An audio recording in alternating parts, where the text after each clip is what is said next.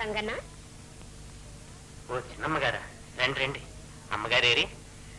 అమ్మ రాలేదు, నే ఒక్కదాన్నే వచ్చాను. రమేష్ ఉన్నాడా ఇంట్లో? లేరమ్మా, అమ్మగారితో అలా షికారుకి వెళ్ళి.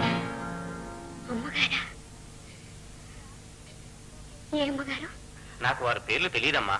అయ్యగారి కోసం అనేక మంది అమ్మాయిలు వస్తూ ఉంటారు. వాళ్ళ పేర్లన్నీ నాకు గుర్తుండవు. కూర్చోండమ్మా, అయ్యగారు వస్తారు. సొగసుగా ఉన్నావు, ఎలా ఒదిగిపోతున్నావు, కాదనక అవుననక కౌగిలిలో దాగున్నావు, ఎంత సొగసుగా ఉన్నావు.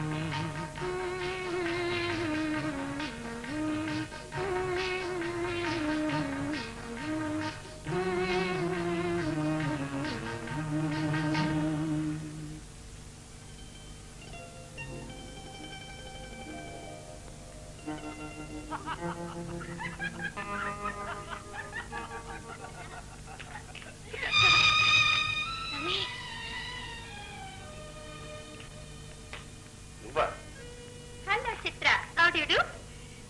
చీటికి మాటికి నువ్వు ఇక్కడికి వచ్చేది ఇందుకేనా? నీ నిజ స్వరూపం ఇప్పుడు తెలిసింది. వెరీ గుడ్, వెంటనే గ్రహించు. మరి నువ్వు ఇక్కడికి ఎందుకు వచ్చినట్టు? 10 రోజుల నుంచి ఇక్కడ పడకపోతే ఏమయ్యో, నన్ను మర్చిపోయేవేమో అని వెతుక్కుంటూ వచ్చారు. దానిని బట్టి నువ్వు గ్రహించుండొచ్చే. రమేష్, నాకిచ్చిన మాట మర్చిపోయావా? ఏ మాట? ఎంతో మందికి ఎన్నో మాట్లాడుతుంటాను. ఎవరు చూసి? ఈ సమ్మర్ హాలిడేస్ లో నన్ను పెళ్లి చేసుకుంటానని మాట ఇవ్వలేదు. చిత్రాన్ని పెళ్లి చేసుకుంటావా? నీకు మర్చిపోయిందా? దాని మాట నమ్మకం. దానికి ఏదో కలొచ్చుంటుంది.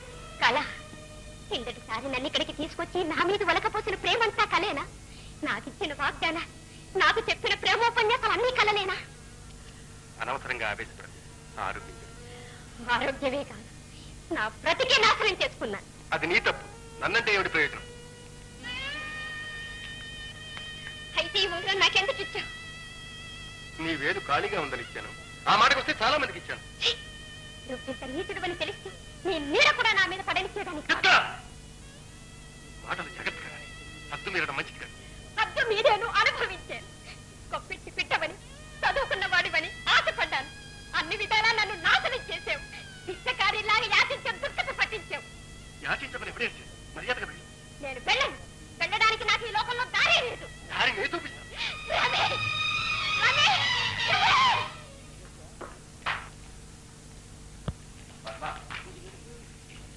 నాలుగైదు రోజులుగా చిత్ర అలదడే ఇంట్లో ఒంట్లో ఏమైనా?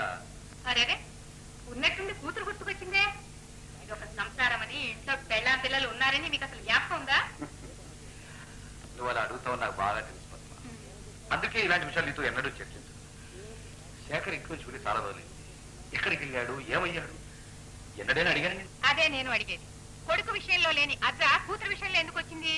పద్మ, శేఖర్ మగవాడు. తిరిగి వాడే ఇంటికి వస్తాడు. చిత్ర ఈడొచ్చిన ఆడుతున్నాడు.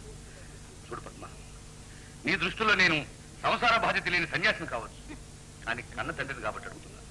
దీనికింత ఉపన్యాసం ఎందుకు? చిత్ర స్నేహితులతో పిక్నిక్ కొడైకెనాల్ వెళ్ళింది, సరేనా? కొడైకెనాల్ ఒంటరిగానా? పద్మ, నీ ఆదర్శాలు అభిరుచులు నాకు బాగా తెలుసు, కానీ వాటికి ఒక హద్దు అంటూ ఉంది. కుటుంబానికి కళంకం రానంత వరకు నీ అభిరుచులకు నేను ఎన్నడూ అడ్డుపడలేదు. కళంకమా? ఏం నేనంత నీతి మాలిందని అనుకుంటున్నారా? ఇప్పుడు మా వల్ల కుటుంబానికి వచ్చిన కళంకం ఏమిటి?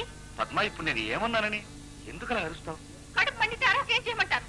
ఈ గుంపలో నేను కాలం ఎలా వెళ్ళదీస్తున్నానో మీరు ఎన్నడైనా ఆలోచించారా? అసలు మగ దిక్కున గొప్పనా ఇది? ఇంత చదువు చదివారు, ఆడదానికి హృదయం అర్థం చేసుకోలేదు. పెళ్ళై కాపరానికి వచ్చిన ఆడది ఏం ఆశిస్తుంది? భర్త అనురాగంతో ఆదరిస్తాడని, బ్రతుకు ఆనందమయం చేస్తాడని గంపడాస్తో వస్తుంది. అంతేగాని మొదటి భార్యనే తలుచుకుంటూ నిట్టూర్పులు విడుస్తూ వేదాంత ఉపన్యాసాలు ఇస్తాడని ఆడది అనుకో. ఆవిడ సంగతి మాత్రం ఎత్తకు ప్లీజ్. ఆవిడంత మర్చిపోలేదు. నన్ను ఎందుకు చేసుకోవాలండి? నీకు రెండో పెళ్ళి అయితే నాకు రెండో పెళ్ళా? పద్మ, ఎందుకు అలా తవ్వుకుంటావు? నేను అడిగింది చిత్ర విషయం. ఏ ఇన్ని పనులు చూసుకునే దాన్ని చిత్ర సంగతి చూసుకోలేనా? మీ ఆదర్శాలు పాటిస్తే దాన్ని కూడా శాంతలాగే వంటింట్లో బంధించి బానిసం చేయాలి. పద్మ, ఎప్పుడు పుస్తకాలు ముందేసుకొని కూర్చోవడం తప్పితే బయట సంఘంలో ఎన్నడైనా తిరిగారా? ప్రపంచం అంతా ముందుకు పోతుందో మీకు ఏమైనా తెలిసినా అంట? యువత యువకులు భుజాలు రాసుకుంటూ డ్యాన్సులు చేసే సంఘ సంస్కారం నాకు తెలియదు పద్మ. తల్లి కూతుళ్ళు తీరిగ్గా కూర్చుని శృంగారు చర్చలు చేసే సంఘంలోకి నేనెన్నడూ తొంగి చూడదు. ఇందులో మళ్ళీ చమత్కారం కూడానా? పెళ్ళాం బిడ్డల్ని వెంటేసుకుని ఎన్నడైనా షికారు వెళ్ళారా? నలుగురు స్నేహితులు పిలిచి క్లబ్ లో డిన్నర్ ఇచ్చిన పాపాన పోయినారా? కూతుర్ని వెంటేసుకుని క్లబ్కు వెళ్తే నా మొహానున్న కుంకుమ చూసి పక్కన ఇవిడ భర్తేడి అని ఎంతమంది దిక్కులు చూస్తారు. అప్పుడు నాకు ఎంత అవమానంగా ఉంటుంది. ఇంకా నేను తీసిన తప్పులు ఏమైనా ఉన్నాయా? మీ తప్పే ఇలాంటి సర్వసంగ పరిత్యాగికి నన్నిచ్చి ముడిపెట్టారే మా తల్లిదండ్రులు. వాళ్ళది తప్పు, ఆ పైన నా తల రాత. అవును, నీ రాత నా రాత ఇవి రెండు కలిపి రాయడం మర్చిపోయి విడివిడిగా రాశాడు ఆ విధాత.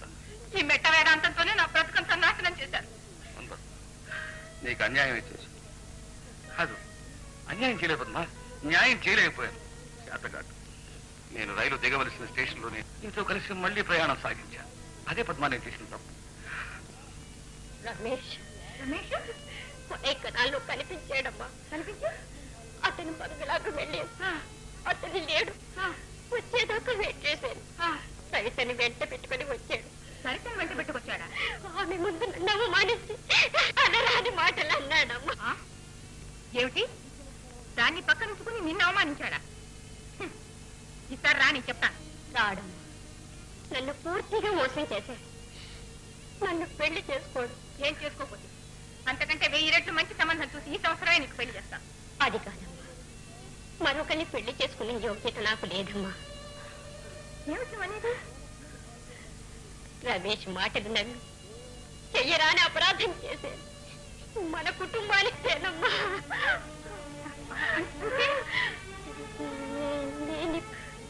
నేనిప్పుడు గర్భవతినమ్మా.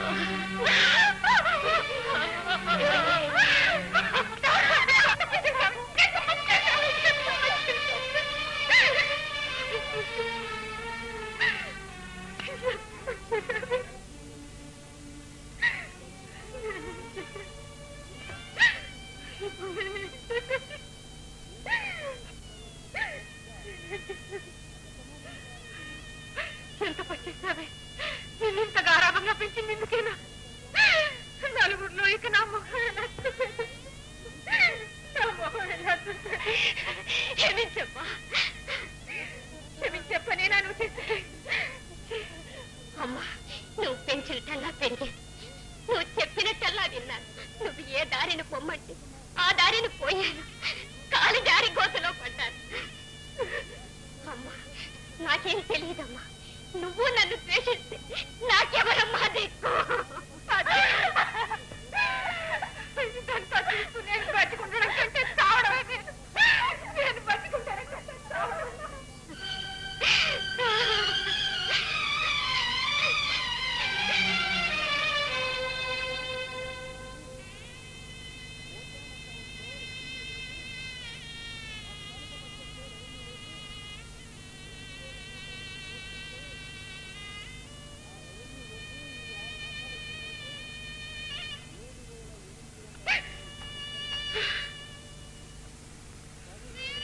ఊరుకో పద్మ, నేనంతా విన్నాను. ఇలా జరుగుతుందని నాకెప్పుడో తెలుసు పద్మ. తెలిసి కూడా ఏం చేయలేకపోయాను, చేయలేను. అది నాకు తెలుసు. కొన్నాళ్ళుగా ఇంటి చుట్టూ కారు మేఘాలు కమ్ముకుంటున్నాయి. ఏనాడో ఉన్నాడో పెను తుపానుగా మారి ఈ ఇంటిని నేలమట్టం చేస్తాయని నాకు తెలుసు. తెలిసి కూడా ఏం చేయలేను పద్మ. అది నా శాపం, నా పాపానికి. కాదు, ఇది మీ పాపం కాదు. దీనికంతా కారణం నేనే. మెరిసేదంతా బంగారం అనుకున్నా. పిల్లవాడు కలిగినవాడు, చదువుకున్నవాడు. ఈ సంబంధం చేసుకుంటే పిల్ల సుఖపడుతుందని పడ్డా. చేతులారా పిల్లని గోతిలో తోచారు. ఇదంతా నా పాపం. కాదు, ఇది నాది కూడా. బిడ్డల మంచికి చెడ్డకి బాధ్యత తల్లిదండ్రులు ఇద్దరిది పద్మ, మరి ఇద్దరిది. పద్మ, నేను మహాపాపిని. ఇవన్నీ నా పాపానికి శిక్ష. ఇదే ఆఖరి శిక్ష కాదు, ఇంకా ఉన్నాయి, వస్తున్నాయి. అనుభవిస్తాను. తప్పించుకోవాలి కాదు పద్మ నా తాపత్రయం.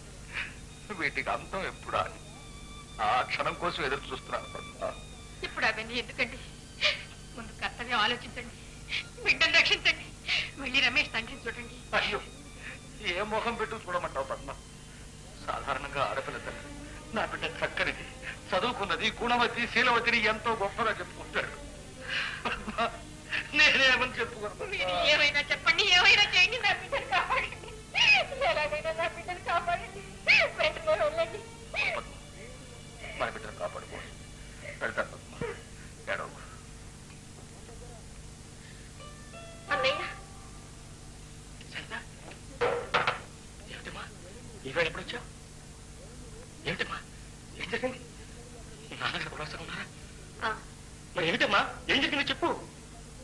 ఇంట్లో ఉంటావో లేదో అని ఈ ఉత్తరం ఇచ్చి వెళ్దామని వచ్చాను. చదువు, నీకే తెలుసు.